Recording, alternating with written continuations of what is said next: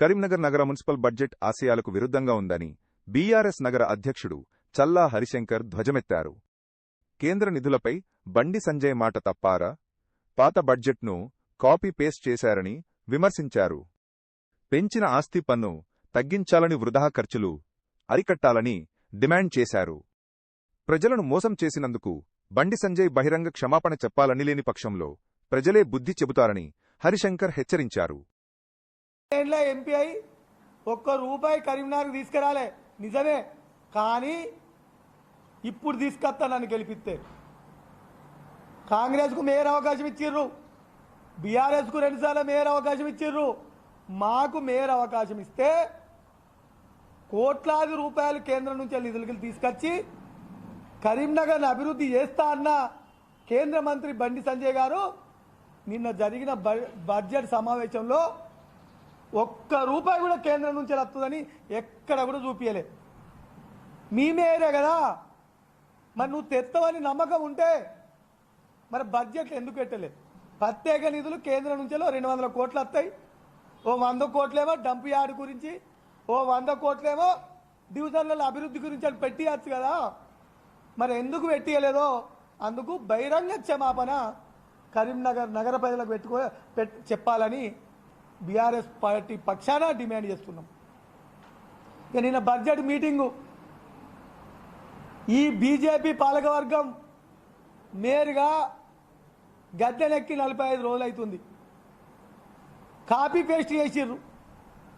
Special officer పీరియడ్లో ఏదైతే 2025-26కు సంబంధించిన బడ్జెట్ల ఏ పద్దులు అవుతున్నాయో ఆ పద్దులు మాత్రమే నిన్న బడ్జెట్లో చూపించారు. ఆల్రెడీ కేంద్ర బడ్జెట్ సమావేశాలు అయిపోయినాయి. అందులో మున్సిపాలిటీలకు, మున్సిపల్ కార్పొరేషన్లకు ఎవరు ఇస్తురా ఇస్తలేరా అని తెలిసిపోయింది. ఇక్కడ రాష్ట్రంలో ఉన్న రాష్ట్ర ప్రభుత్వ బడ్జెట్లో కూడా ఇస్తురా ఇస్తలేరా అని తెలిసిపోయింది. తెలిసినాక కూడా కాపీ పేస్టే. ఇంకో భయంకరమైన నిజం, నిన్న ఒక్క పద్దు మీద కూడా చర్చ ఉండదు. వీళ్ళకే అవగాహన లేదు, పెట్టిన వాళ్ళకే మొదలు అవగాహన లేదు. ఈ 2-3 నెలల్లో కరీంనగర్ నగరంలో ఇన్కమ్ సోర్సెస్ పెంచుకునేందుకు చాలా వనరులు ఉన్నాయి. కానీ ఓన్లీ ప్రాపర్టీ ట్యాక్సే ఉన్నట్టు 18,000 ఇండ్లకు వితౌట్ నోటీసు వేలాది రూపాయల ట్యాక్స్ పెంచిర్రు.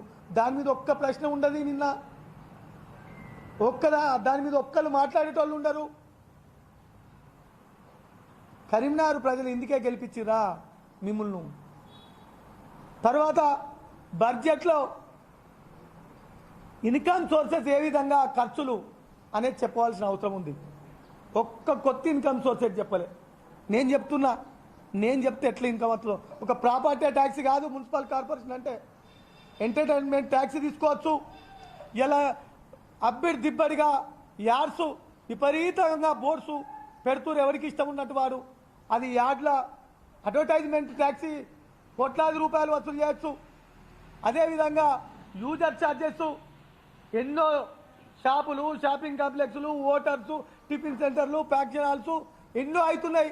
వాళ్ళ దగ్గర యూజర్ ఛార్జెస్ వసూలు చేయొచ్చు. మరి ఇంత గొప్పగా మెర్జిడ్ గ్రామాలైనాయి.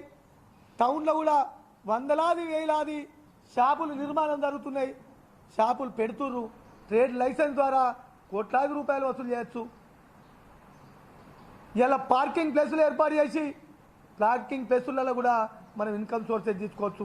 ఈ విధంగా చెప్పుకుంటూ పోతే చాలా విధాల ట్యాక్సీ వసూలు చేసేందుకు అవకాశం ఉన్నా వాటిని అన్ని పెడసేవిన పెట్టి బీదస్తులు ఉన్న ఇండ్లకు మాత్రమే 18,000 కుటుంబాలకు ఇలా ట్యాక్సీ పెంచే విధంగా, ముక్కుపిండి వసూలు చేసే విధంగా మరి చేస్తే, ఈ రాష్ట్ర ప్రభుత్వం కాంగ్రెస్ ప్రభుత్వం చేస్తే మరి మీరు మేయర్ అయ్యారు కదా, బీజేపీ వాళ్ళు మేయర్ అయ్యారు కదా, మరి అవి ఎందుకు తగ్గిస్తలేరు? వాటి మీద మళ్ళొకసారి ఎంక్వైరీ ఎందుకు చేస్తామని మీరు నిన్న చెప్పలేదో ఇలా బీజేపీ పాలకవర్గం ఈ ప్రజలకు చెప్పాలి. వాళ్ళు చెప్పేటట్లు లేరు. మరి కేంద్ర మంత్రి గారు మీకు కూడా ఓట్లేసారు, మీకు కూడా కరీంనగర్ నగర ప్రజలు ఓట్లేసారు కేంద్ర మంత్రి గారు.